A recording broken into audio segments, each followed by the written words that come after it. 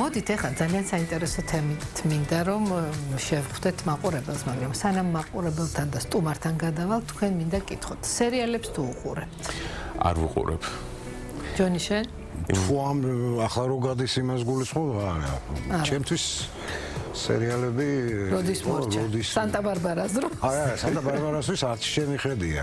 აი ბოლოს რასაც მართლა დიდი სიამოვნებით უყურებდი, იყო შერლოკი და გარდა ამისა ქართულ სერიალებზე ძალიან მე გულისხმობ ყავა და ლუდი, გლების ხორუმი და ესეთი რაღაცები. სიყვარულს მიღმა.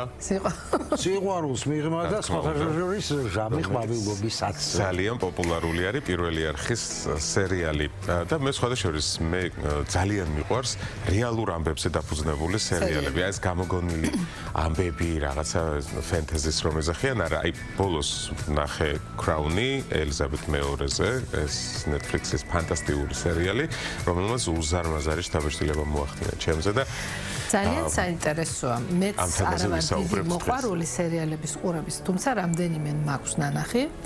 ამაზე მოგვიანებით მე სტუმართან ერთად განხილვაში შევალ, მაგრამ ზოგადად ფსიქოლოგები თვლიან, რომ ეს სერიალზე დამოკიდებულება არის რაღაცა ფორმა, ესე ვთქვათ. ჩვენი სტუმარი, არაჩვეულებრივი ახალგაზრდა ქალბატონი ნინოცა კომახიძე, მოგესალმებით. მოგესალმებით. და მოგწევით აბა. ხო, პირველ რიგში თუ ხართ თქვენს, აი იგივე შეკითხვაზე შეკითხვით გადმოვოთ თქვენთანაც. თუ ხართ სერიალების მოყვარული? ვუყურებ, მოყვარული, უფრო ფილმების მოყვარული ვარ. მირჩევნია მოკლედ და კონკრეტულად უყურო, ვიდრე ესე ღამეები ვათენო. თუმცა რამოდენიმე სერიალმა გამათენებინა მაინც ღამე და მას მერე უკვე ძალიან ისე ვარჩევ ხოლმე სერიალებს. დიახ. არსებობს თუ არა ფსიქოლოგიაში ესეთი ტერმინი? ხო არის რაღაც სხვადასხვა დაავადებები ან რაღაცა ადიქციები. აი თუ არსებობს ესეთი სერიალზე დამოკიდებული, აი ესეთი ტერმინი. არსებობს, მიუხედავად იმისა, რომ ჯერ არ არის შეტანილი დაავადებათა კლასიფიკაციაში, როგორც ვთქვათ, აზარტომანია, ნარკომანია და სხვა დამოკიდებულებები, ქცევით აშლობაში იგულისხმება, რადგან ძალიან ბევრ ადამიანს, ასე ვთქვათ, ცხოვრების ხარისხს უფუჭებს სერიალებზე ასეთი სისტემატური ყურება, მიჯაჭულობა, შეიძლება ადამიანმა რამოდენიმე ღამეც გაათენოს, სამსახურში არ წავიდეს, პასუხისმგებლობებზე უარი თქვას და ესეთი საინტერესო შემთხვევები აღწერილ. იცით, მქონია შემთხვევა, როდესაც თვითონ ადამიანებმა ამოიცნეს თავი აი ამ binge watching-ში, ესე როგორც თვითონ ეძახიან, ეს ტერმინი არის, რომელიც უკონტროლო სერიალების ყურებას ნიშნავს, ზუსტად ისევე როგორც უკონტროლო ჭამის ტერმინი არსებობს. და სწორედ ამ თემასთან დაკავშირებით ჩაატარა Science Alert-მა ძალიან საინტერესო კვლევა, სადაც 645 გამოკითხული რესპონდენტი მონაწილეობდა. აი შეკითხვები იყო, რამდენად ხშირად ვდებთ საქმეს სერიალის გამო, გრძნობთ თუ არა სევდაც, როდესაც ვერ ახერხებთ საყვარელი სერიალის ყურებას და რამდენად ხშირად ამბობთ თუ არს ძილზე სერიალის გამო და აბსოლუტურმა უმრავლესობამ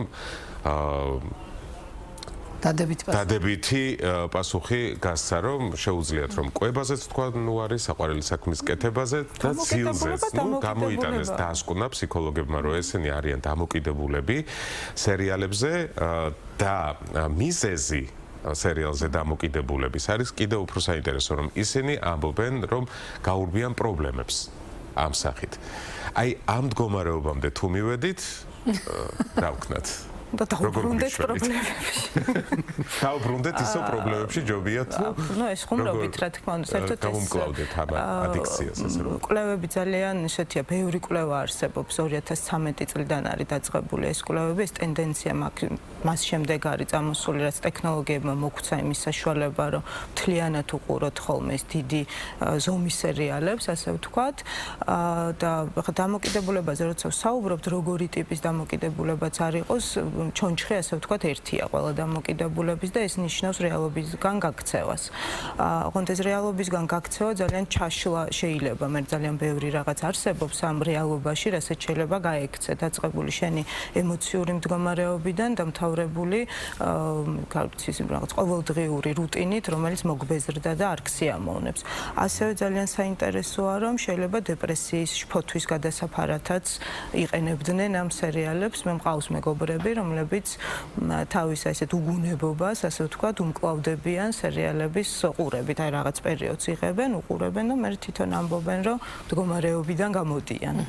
და ზოგადად რა გავლენას ახდენს ეს ადამიანის ფსიქიკაზე? როდესაც საუბრობთ დამოკიდებულებაზე, მაშინ რა თქმა უნდა უარყოფით, იმიტომ რომ გამოფიტვას იწევს, ემოციურს, იწევს იმას, რომ გინდა არ გინდა გაურვიხარ პრობლემებს, რომლებიც გაქცევით არ გვარდება. და ძალიან ხშირად ეს პრობლემები მერე უფრო მძაფრდება და როგორც წესი ნებისმიერი დამოკიდებულება ნიშნავს პრობლემის გაურმაგებას, იმიტომ რომ ზემოდან კიდე დამოკიდებულების პრობლემა ემატება. და ბავშვებში თუ შეიმჩნევა ანალოგიური რამ, მაგალითად მე შემიძლია ვთქვა, რომ ჩემი შვილიშვილი არის დამოკიდებული დათვი და მაშა და დათვიზე. და იმდაც რა ქვია, იცით? ვედვედი. ვედვედი. და რა დროსაც უნდა ჩაურთო, შეუძლია უყუროს და უყუროს და არის ეს საშიშროება ისეთივე როგორც უფროსებში. იცით, ბავშვებშიც ჩვეულებრივად შეიძლება ზოგადად ადამიანი მიდრეკილია დამოკიდებულებებისკენ და ჩვენ რო ვნახოთ ნუსხა დამოკიდებულებების რაზე შეიძლება გახდეს ადამიანი, არის ძალიან ბევრი. ბავშვის შემთხვევაში უფრო მარტივია მართვა ამ დამოკიდებულების იმ თვალსაზრისით, რომ შენ შეგიძლია ბავშვს შეთავაზო ალტერნატივები გაართო და ეს უფრო მშობლების მომენტია ხოლმე, როდესაც ბავშვი მულტფილმს ამდენი ხანი უყურებს, თუმცა დასრულებში უფრო რა თქმა უნდა სერიოზულ პრობლემებს იწვევს. კიდევ ერთი კითხვა მაქვს. შეიძლება სერიალს არა, მაგრამ აი ჩემ შემთხვევაში ძალიან ხშირად ვუყურებ ერთი და იგივე ფილმს. აი ეს რა შემთხვევაა? ძალიან საინტერესო იქნება თქვენი შეგრძნებების მოსმენა ამასთან დაკავშირებით, როგორც წესი ეს ითვლება რაღაც უსაფრთხოების განცდას ქმნის, როდესაც მაგალითად დაღლილი ხარ, განტვირთვა გინდა, ნაცნობ რაღაცას რო უყურებ, ზუსტად იცი იქ რა მოხდება, როგორ მოხდება, მოლოდინები ისეთი გაქვს, წყნარი მშვიდი და ძალიან ხშირად ემოციური ბალანსის როლსაც თამაშობს ხოლმე ზოგადად ტელევიზია და ძალიან საინტერესოა ისევ სერიალების თემას რომ დაუბრუნდეთ ფილმის გარდა. თუ კი დავიცავთ დოზავს ყურებისას, შესაძლოა რომ თერაპიული გავლენაც მოახდინოს? დადებითი იყოს სერიალის ყურება. ძირითადად ახლა უარყოფით მხარეზე ვაკეთებთ აქცენტს, თორე ამ სერიალებს თავის დადებითი. ვისაუბროთ ასევე დადებითი მხარეებზე, სადღაც რო არ გავაბუქოთ. დარწმუნებული ვარ, ძალიან ბევრი ისეთი ადამიანი გვიყურებს, ვისაც მართლაც უყვარს სერიალები და არ გვინდა რომ მათ რაღაცა ესეთი ემოცია დაუტოვოთ, რომ სერიალები ცუდია ან რაღაცა ესეთი. რა თქმა უნდა, დოზაზეა საუბარი და იმაზე, რომ ზედმეტი ყველაფერი შეიძლება ნებისმიერი რამ შეიძლება საზიანო გახდეს ადამიანისთვის.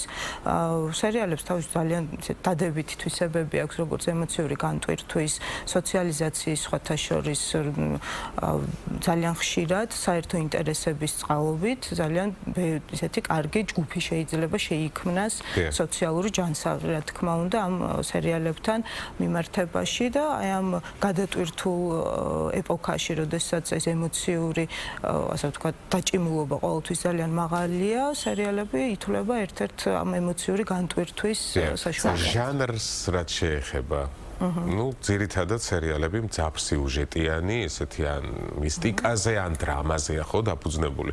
აი ჟანრიც როგორ შევარჩიოთ, ისე შეიძლება რომ თქვათ ისეთმა მისტიკამ ან ესეთი დრამამ ძალიან დიდი ზეგავლენა იქონიოს ჩვენს ფსიქიკაზე. მე მგონი კი. რა თქმა უნდა, საერთოდ როდესაც საუბრობთ დამოკიდებულებაზე, ყოველთვის არ აქვს მნიშვნელობა რა დამოკიდებულებაზე, ძალიან საინტერესოა ამ დამოკიდებულების უკან რა დგას, რის გამო, ასე ვთქვათ, ხვდებით რაღაცაზე დამოკიდებული. როგორც ჩამოვთვალეთ, აი მიზეზებიდან რომელია და ჟანრსაც, რომელსაც უყურებთ, ეს არჩევანი არჩევანის შემთხვევით არ ხდება. ანუ ხა ესე თუ დაჯდები და იფიქრებ, რომელ ჟანრზეც ხდება არჩევანის გაკეთება, საინტერესოა რატო ხდება.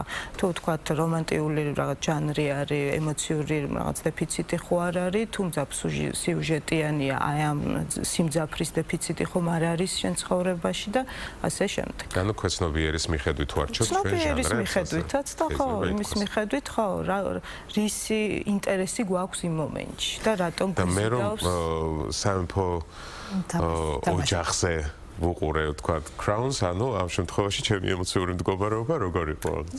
მეფე მინდოდა რომ ყოფილიყავი თუ რა ხდება? აი ზუსტად მაგაზეა ჩემი შეკითხვა ახლა მიზეზებზე ბევრი ვილაპარაკებდა. ისტორია გაინტერესებთ შეიძლება ხო და ესეც. შეიძლება მიზეზი იყოს ისიც რომ მაყურებელი რაღაცა საერთოს ხედავს თავისა და იმ გმირებს შორის, რომელიმე გმირს შორის, რომელზეც აი მიეჯაჭვა. რა თქმა უნდა, ეს როგორც წესი ძალიან საინტერესო და ღრმად შეიძლება ჩაშალო ფსიქოლოგიური თვალსაზრისით, რატო ირჩევს ადამიანი ამ თუ იმ გმირს და ძალიან საინტერესო შემთხვევები არის, როდესაც ცოტა ზედმეტადაც კი ეჯაჭვებიან, ხო, ამ თუ იმ გმირს და ერთ-ერთი აი შემთხვევა იყო აღწერილი, როდესაც ერთ ადამიანს ძალიან გაუჭირდა ამ სერიალის, რომ დასრულდა ეს სერიალი, აი ამ გმირის გარეშე ცხოვრება სერიოზული პრობლემები ჰქონდა, ემოციური, ოღონდ ეს რა თქმა უნდა არის შედეგი, ამის მიზეზი მანამდე იყო და როცა თერაპიაზე მსგავსი პრობლემით მოდის ადამიანი, ყოველთვის მიზეზზე მუშაობდა, ეძებ მიზეზს და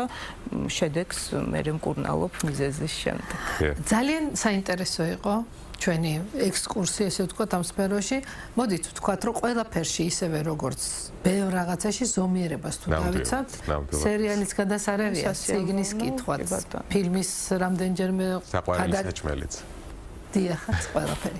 ამიტომ უყურეთ, წაიკითხეთ, მოისმინეთ, ყველაფერი ის, რაც გსიამოვნებთ, რაც ბედნიერებას განიჭერთ და მინდა რომ ძალიან კარგი და პოზიტიური დღე გისურვოთ.